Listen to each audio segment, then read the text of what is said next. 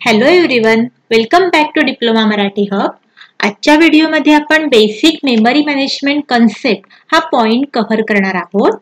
So memory management is the process of intelligently handling all memory related operations and resources in the primary memory or storage disks when there are multiple processes that are using memory and resources. तर आपल्या operating system मध्ये multiple process त्यांचे task perform करतात.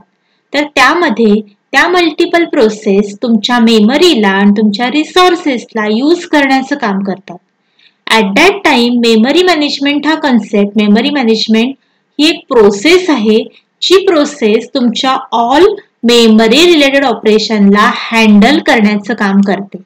So आपल्या आत्ताच्या operating system मध्ये कोणत्या process active स्टेटमध्ये आहेत, कोणत्या आयडल स्टेटमध्ये आहेत, ज्या प्रोसेसला मेमरी अलोकेट केलेली आहे, कोणत्या प्रोसेस सोबत मेमरी आयडल स्टेटमध्ये आहे, हे सर्व रेकॉर्ड मेंटेन करण्याचं काम मेमरी मॅनेजमेंट ह्या कन्सेप्ट थ्रू केलं जातं. So it keeps track of all the memory. It may be idle in the system or it can be allocated to different process at given time. तर आपल्या operating system मध्ये जी memory असते ती तुमच्या प्रोसेसला allocate केली जाते. ज्या प्रोसेस एक्झिक्युशन साठी तुमच्या रेडी क्यू मध्ये येतात त्या प्रोसेसला मेमरी अलोकेट केली जाते आणि ज्या प्रोसेसचं एक्झिक्युशन कंप्लीट होतं त्या प्रोसेसला मेमरी मधून डीअलोकेट करण्याचं काम आपला प्रोसेसर करतो आणि हा प्रोसेसर ह्या सगळ्या मेमरी मॅनेजमेंटच्या ऑपरेशनला हँडल करण्याचं काम करतो. So memory management it is a kind of process of handling all memory related operations. तुमचे मेमरीशी रिलेटेड जे काही ऑपरेशन्स आहेत ते हँडल करण्याचं काम मेमरी मॅनेजमेंट ह्या प्रोसेस थ्रू केलं जातं. आपल्याकडे ज्या प्रोसेस आपल्या मेमरीला अलोकेट केल्या जातात त्या प्रोसेसचा रेकॉर्ड आणि ज्या प्रोसेस आयडल स्टेटमध्ये आहेत असा रेकॉर्ड आपल्या मेमरी मॅनेजमेंट ह्या कन्सेप्ट थ्रू हँडल केला जातो. So it keeps track of all memory status when allocated or when idle. तर मेमरी मॅनेजमेंट ह्या कन्सेप्टमध्ये 4 मेथड्स आहेत. फर्स्ट आहे पार्टिशन अलोकेशन, सेकंड आहे फ्रॅगमेंटेशन, थर्ड आहे पेचिंग आणि फोर्थ आहे सिगमेंटेशन. तर आपण आजच्या व्हिडिओमध्ये पार्टिशन अलोकेशन हा कन्सेप्ट कव्हर करणार आहोत. So first one is partition allocation methods in operating system.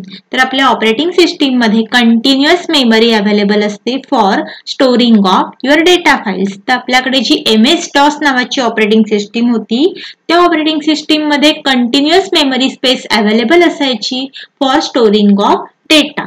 But later on ज्या न्यू सिस्टीम डेव्हलप केल्या होत्या त्यामध्ये do not have continuous memory space available for files.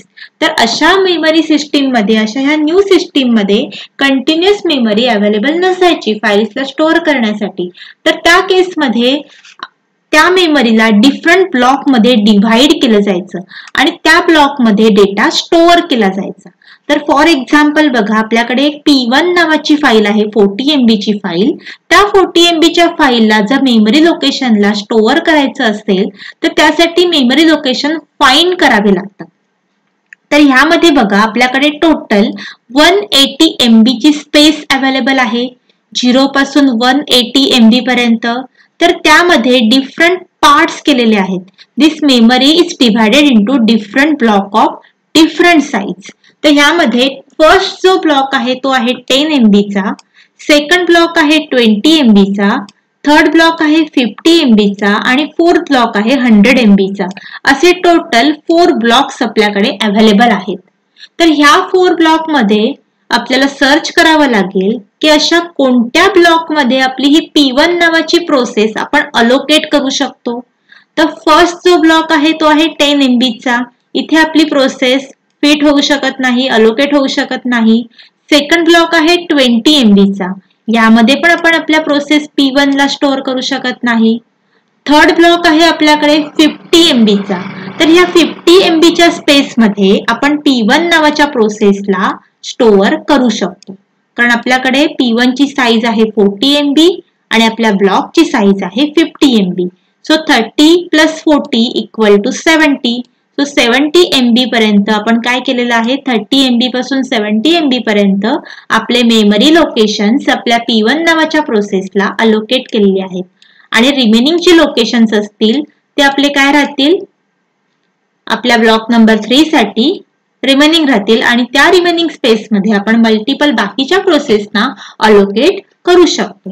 So if your memory is divided into different blocks, so that will only infect that memory block in which it is stored. म्हणजे suppose जर आपण आपल्या memory ब्लॉकला जर different parts मध्ये जर divide केलं असेल तर तो ब्लॉक फक्त आपण त्या पर्टिक्युलर फाईलसाठीच अलोकेट करू शकतो. So this was done to avoid complete memory corruption if a file is infected. आता समजा कन्सिडर करा आपली ही P1 नावाची फाईल जर इन्फेक्ट झाली तर फक्त हा 30 पासून 70 MB पर्यंतचा जो पार्ट आहे तोच फक्त इन्फेक्ट होऊ शकतो आणि बाकीचे मेमरी लोकेशन हे रिझर्व राहू शकतात, त्यांना कोणताही इफेक्ट होत नाही जर सपोज P1 नावाची फाईल इन्फेक्ट झाली तर. तर पार्टिशन अलोकेशन या मेथडमध्ये आपण आपल्या मेमरीला डिफरंट पार्ट्स मध्ये, डिफरंट चंक्स मध्ये डिव्हाइड करतो आणि त्या ब्लॉक मध्ये आपण आपल्या प्रोसेसला फिट करता येईल की नाही हे चेक करू शकतो.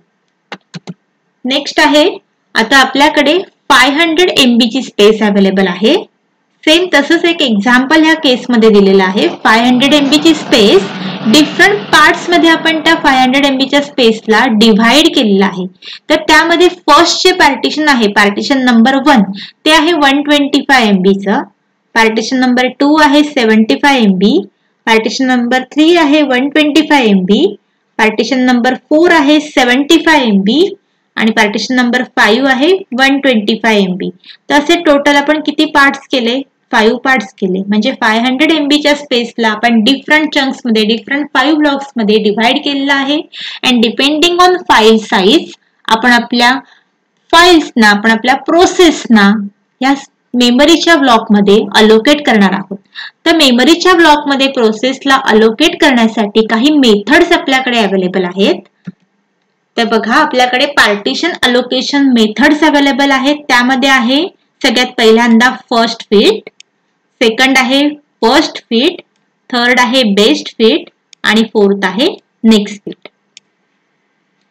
सो युजिंग दिस 4 पार्टिशन अलोकेशन स्कीम आपण एक्झाम्पल कसे सॉल्व्ह करायचे हे नेक्स्ट व्हिडिओमध्ये कव्हर करणार आहोत.